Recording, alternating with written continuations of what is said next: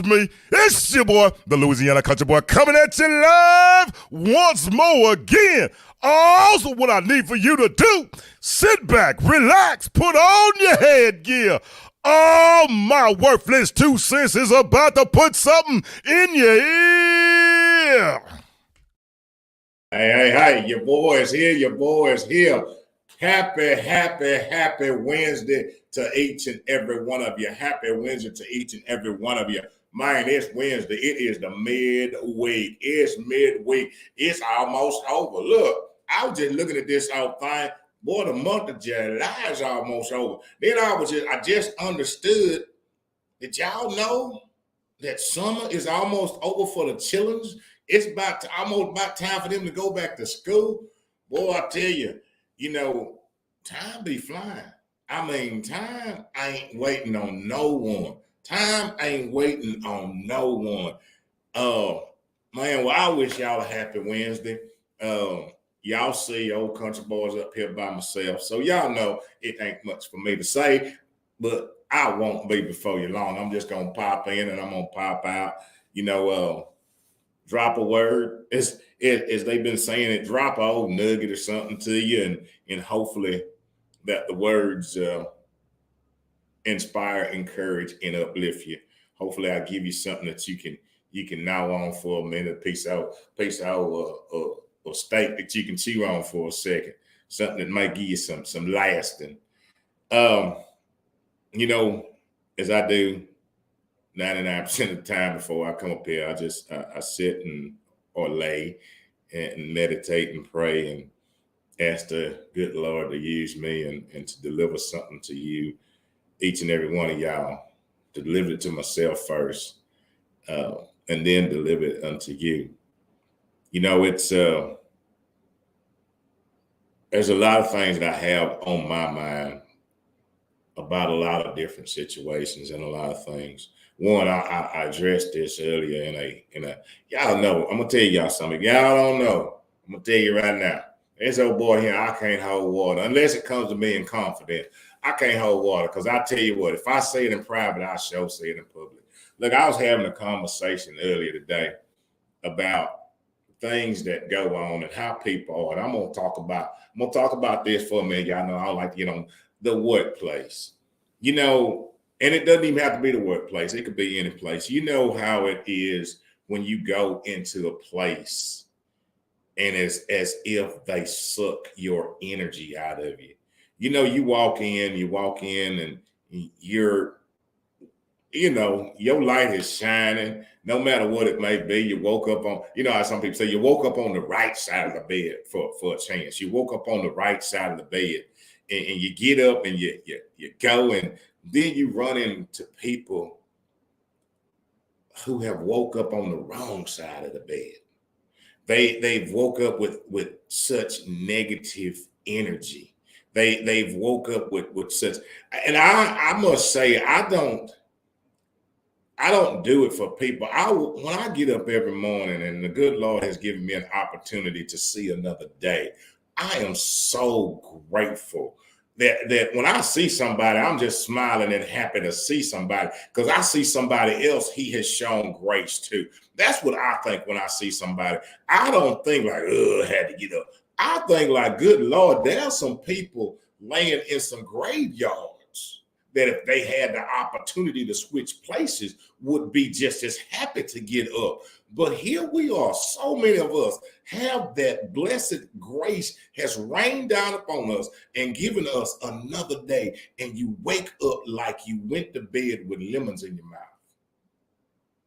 You wake up with your lips poked out and you're grumpy. And do you know how many people wish that they could get up? Do you know how many people wish that they had sight? Do you know how many people wish that they had use of their limbs? Just those minor things. And I'm saying minor because, everybody be like, oh, that's just nothing. Okay, just those minor things. You know how many people wish that they had the opportunity to go to a job? Yeah, have you been to these places lately where people, I'm sorry, I'm on it. I'm on it. Lord and gave it to me. Have you been to these places lately where people work and they act like you are bothering them? They took a job to do whatever and then you go in and they act as if you are interfering with they Facebook time, with their Google time. And I just don't understand. I really don't. I don't understand how it is that people can, it behooves me, that's my word. It behooves me to how you cannot be grateful and happy that God has blessed you to see a new day. Because guess what? There's so much that can be accomplished in that day. But you have the opportunity when he has given you a new day. He done by that, bam, here's a new day for you. You worried about, well, yesterday, it's gone. Yesterday gone, poof, it's gone. Ain't nothing that happened yesterday, poof, it's gone. You can't go back into it. All he has done is blessed you to see this day, this second, right here, this moment. Embrace it, enjoy, embrace it, and look. I do. I'm so grateful every morning. I don't care if I wake up stiff. Good Lord, I'm gonna work this joint out. I'm gonna work this joint out. It might be a little bit stiff, but Lord, I'm gonna work it out. That's how I approach it. And I see people sometimes that I just don't understand. I just don't get it. I just be looking like, aren't you happy? You breathing. You know, sometimes I want to be like, hey, hop in the old vehicle. Let's drive down here to the graveyard. What you want to go down? Because I want to show you some people that would like to be breathing like you breathing, but you're sitting up here with your lips poked out breathing. I don't understand that. I don't understand how we can't embrace the grace of a new day. Because tomorrow is not promised. Yesterday is gone. I don't care if you like, it ain't gotta be biblical. It can be just facts. Let me tell you facts. If you don't want to be like, okay, we'll remove the biblical out of it. We're gonna talk facts. Tell me somebody that can go back into yesterday and do something about whatever happened yesterday. You can't. But what you can do is start right where you at and do something about changing the future. But you can't do nothing about yesterday. Nothing. I don't care if somebody ran over your toe. That was yesterday. It's done. That's facts. That is facts. It's done. If you're going to keep holding on to that, then all you're doing is squeezing the life not out of them, but you're squeezing the life out of yourself. You're squeezing the joy out of yourself. You're squeezing the peace out of yourself.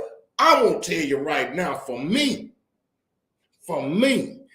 this old boy right here, I have paid too high of a price for my peace to just let it be squeezed out of me by anything and anyone. I have the price for my peace.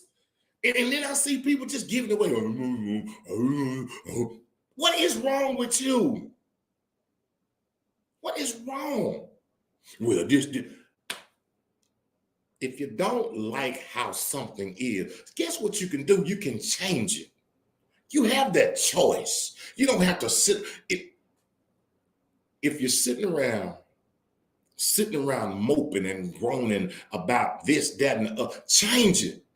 Then change it. If you don't like how it is, change it. If you don't like the clothes you're wearing, take them off, put something else on. Change. If you don't like the atmosphere, change it or move away from it. You don't have to allow yourself to squeeze. I'm not going to say people squeeze the peace. You don't have. Let me tell you something. They were trying to get mine today, but I'm telling you, y'all know what I was doing? I was singing. They probably thought I was crazy. They probably thought I was crazy. I was sitting up there singing. I was just singing. I was like praising the Lord. I was singing praise. Y'all keep on walking by with your lips poked out. I'm gonna keep on saying. I'm gonna keep on saying. I'm gonna keep on praying. Y'all get your lips poked out if you want to, but I'm gonna keep on because I refuse to allow anything and even myself to squeeze my peace out, my joy out. No, the price. People, hear me. Maybe you ain't got there yet. Maybe you don't understand what the price of peace, what you have to go through to gain peace in this life. Maybe you don't understand the hills and the struggles and the tears it takes to get peace in this life. But let me tell you, once you get peace, once you get what they be saying, once you get a taste of peace, once you get just a little taste of it, ain't nothing. There's nothing that you will allow to take that. No. You tell folks, no. My mom used to say, don't come over here with that. That's what we need to go back. See, something we need to get back. When you feel some people coming around, don't come over here with that. Then what you do? You put that finger, don't come over here with that. Sometimes we need to tell people, don't come over here with that. Stop them right where they're at. Because maybe they don't know. Maybe they think that, no. Don't come over here with that. See, when you get in that place, sometimes, call it selfish. Call it whatever. I don't care. I don't really care. I don't give dudes. But look here, when you get in that place and you have that peace that surpasses all understanding. When folks try, don't come over here with that. Nope, can't. And people will learn now, don't take that over yonder. Don't take that over there. We can't take that over. I can't take that mess over there. But for me, I'm so grateful. I'm so grateful when God gives me an opportunity of a new day, new blessings, new grace that I can't. And I don't put too much thought into it. Again, I'm telling you, I pray them on, y'all. I'm gonna keep on praying and singing. But I just don't know how anybody else can spend their life. Isn't that work? I don't know. I'm just asking. Isn't it work to keep your lips poked out and to act mad all day? Doesn't that take work? I mean, to me, I'm just thinking it must take a lot of work to walk around like you mad all day. I mean, that's harder, and you ain't even getting paid for it. You actually losing all day. Walk around with your lips poked out, walk around like you're mad at the world. That's a lot of work. That is a lot of work. That is a lot of energy being wasted on something you can't get back. Wasted on it, instead of embracing the grace of the newness. Being the best possible us that we can be. Being the best possible us. Not for anybody else, but for our own peace. For our own peace. I'm telling you, peace that surpasses all understanding. And I'm sorry, I got on that thing because it was, Lord, God, I tell you. But I've just seen people like that, and I've seen people that walk around and holding on to stuff and holding on to yesterday and holding on to hurt and holding on to anger and being mad today. And you see some folks been mad for 20 years. How in the world can you be mad for that long? Who you mad at for that long? Who you upset with for that long? And why? Because them folks that you mad at and angry at, they done shoot on. They probably ain't even gave it 2,000. But we sit up, and what we do, I don't know if you realize this, is that thing, all that stuff, it eats us from the inside. it just eats us. It eats away at us. It eats away at everything. It just eats away at us. And that's a terrible thing. That is a terrible thing. That's the worst thing, to just have something just eating and eating and eating away at you. So there's nothing. So bar right here, I'm telling you, no. I'm not saying by any means, by any stretch of imagination, that it's easy. I'm not saying that when you walk into a room and people all oof, or you walk into your job and people got their noses up and or down and they looking like they can't even say good morning or good evening or good afternoon or nothing in the world. I'm not saying that it's easy, but I'm saying that it is worth it to maintain your peace. Good morning, good evening, and keep it moving. Keep it moving again. Don't bring that over here. You have to look. You got to remind yourself when you get ready.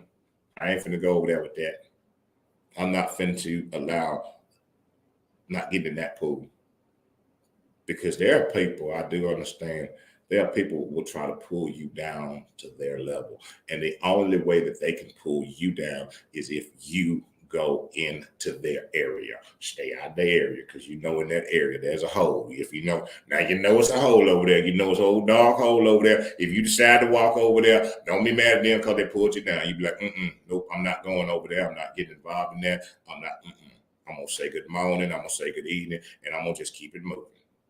Because the price that I paid for my peace, the price that I paid for the peace that I have, is far, far, far, far too expensive to just give it away.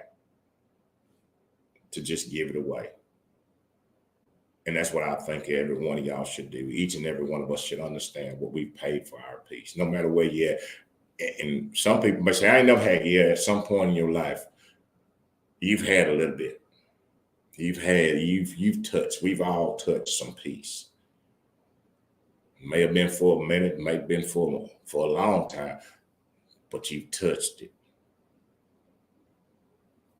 And when you embrace that moment of peace, whether it's sitting and reading, whether it's sitting and praying, whether it's sitting and meditating, whether it's sitting and singing like the old country boy do, whatever that peace is, whatever keeps you in that place where you don't allow the external things to get in your ear, to get in your spirit, whatever you have to do to keep your peace.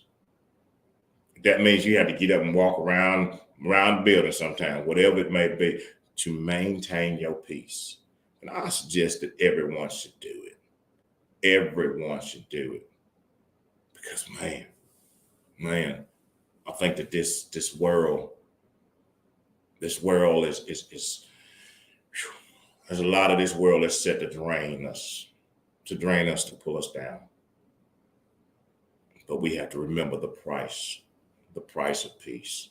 It's far too expensive to just give away, willy-nilly. I'm gonna just throw it out there and give it away. Well, see, I told you I wasn't gonna be on here long. I thank the good Lord for giving me that about peace. I wasn't gonna even talk about them folks today, but I guess I was supposed to.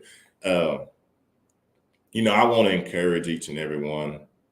I really do. I hope y'all know that I'm grateful that the good Lord has allowed this platform, that he chose this old boy right here to sit here, to come here, to offer up. Wow. I have a story for y'all. To offer up myself as a living sacrifice. I say that, and I want to, I don't know if y'all know this. I'm going to give you a little tidbit, and I don't know if I shared this with you before. To some of my Bible scholars out there, let me give you something. Let me give you a little something. Old boy just found this out, so I ain't that smart. I just found it out myself. I know a lot of people know the story about Abraham and when he was taking his son up to the mountain where God had told him to take his boy up yonder and to go sacrifice him. And he told him to go take him, and he would give him the instructions. This thing's about instructions. Give y'all this little nugget. He said, take him, and I will tell you later where you're taking him. And as they were going, he followed the instructions. He got the boy and said, hey, come on here. We finna go over here. There's some things about that story that amazes me. One is when they got to the place that God had told him, he got off his old donkey. Old boy got off his, and he had some fellas with him. He got his old wood and got his knife. And he told the fellas, see, this is people kind of miss this part. He told the fellas, he said, y'all stay here. Me and the boys going up yonder, but we'll be back. That's the part. Some people miss that part right there. That's believing and that's faith. God told him to take his son and sacrifice. He followed the instructions. He got off the donkey, got the wood, told the little boy, not the boy, told the boy to come on. Told the men that were with him, y'all stay here. Me and the boy are going up there and we will be back. That's the first part of that thing. The second part of that is for my Bible scholars. Y'all should do the math. See, a lot of people get it misconstrued. They think that was a little bitty boy. Well, it wasn't. At the time when they went up there, that boy was probably in his late teens, early 20s. What do you mean, country boy? I mean, that boy was old enough to, if he didn't want to go, he could have just said, I ain't going up there. He could have fought his daddy. His daddy was 100-some years old. He could have pushed his daddy down. He could have, I'm not going up there. But the boy was also just as obedient as Abraham was. The boy was obedient. The young man was obedient because he said, Daddy, well, where is the sacrifice? Abram said to that young fellow, his son, God will provide. I know y'all know the rest of the story. Went on up there, got ready to do it. God said no, sent a boom, boom, boom. Angel came down, ram in the bush. There it was. All of this, I'm saying, covers this. Goes back to that thing, obedience and having faith. If God said it, God will do it. Abraham was obedient enough to say, if you tell me to take my son and sacrifice,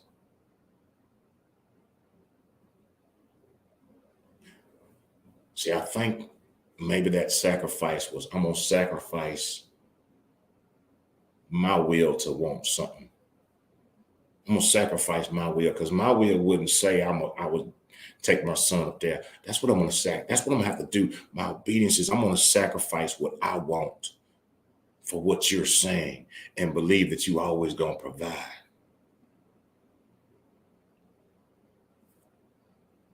When his son asked him, where's the sacrifice? And he said to his son, God will provide. His son said, well, I believe that God's going to provide whatever it is that's supposed to be sacrificed. Why didn't his son get up off of that? When Abram laid him down there, that boy could have jumped up and said, you ain't finna put that in me. You ain't finna stab me. He laid there because what did his daddy tell him?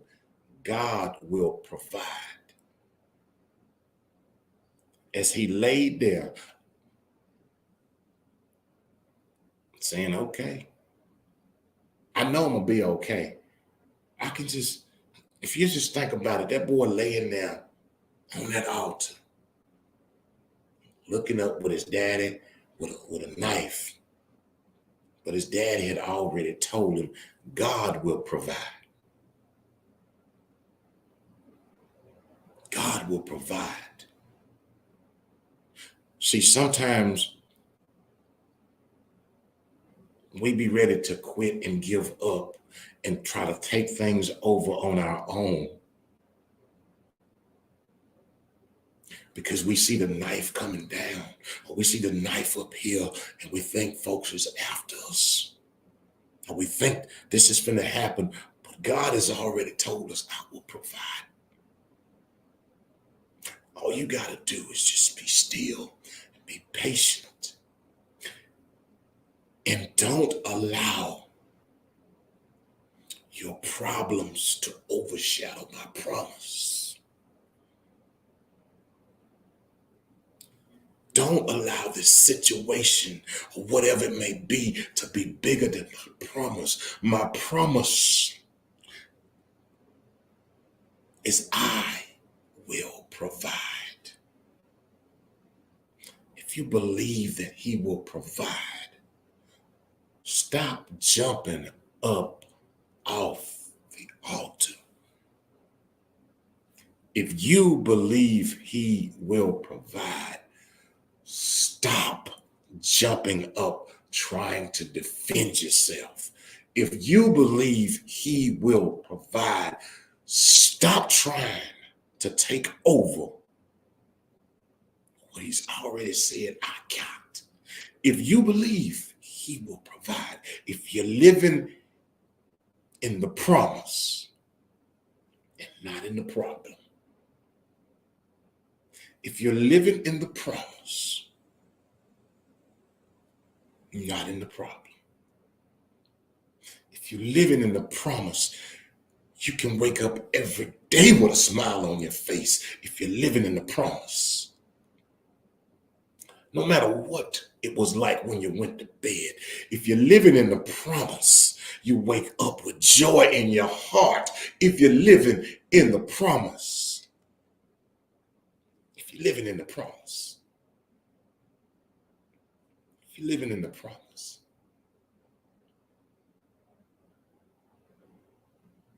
if you're living in the promise, you're living in faith. Faith is the substance of things hoped for and the evidence of things not yet seen. That's the promise. It don't look like it.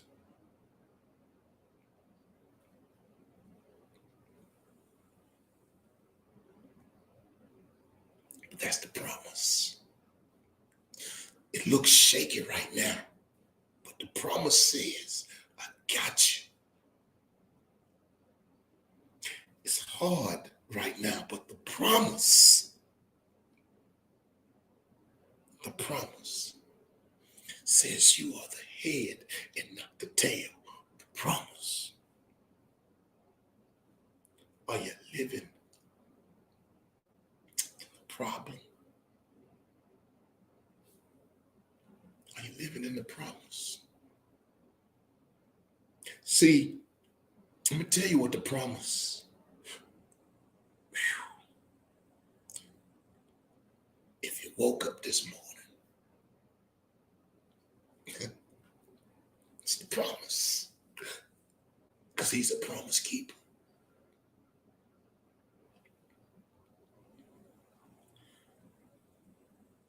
If you open your eyes, and even if you didn't have sight, but your vision was still alive and you can still see your vision, that's the promise. Don't make the problems bigger than his promise. Because I know for a fact, with my whole heart, that his promise shall come to pass. I know it. And I know for a fact that the problems today may not be the problems tomorrow. But I know for a fact the promise today, yesterday, will last for forevermore.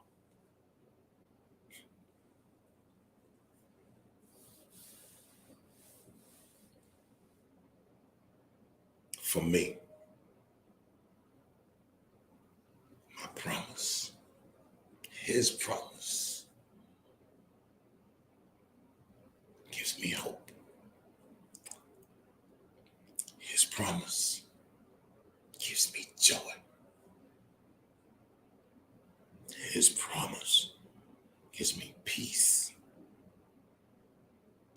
His promise is the reason I can say, don't bring that over here.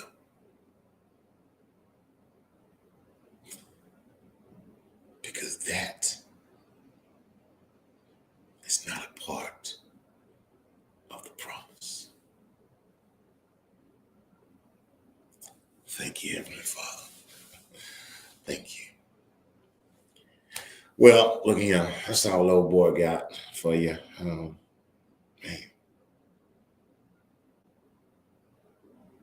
My God. My God is awesome.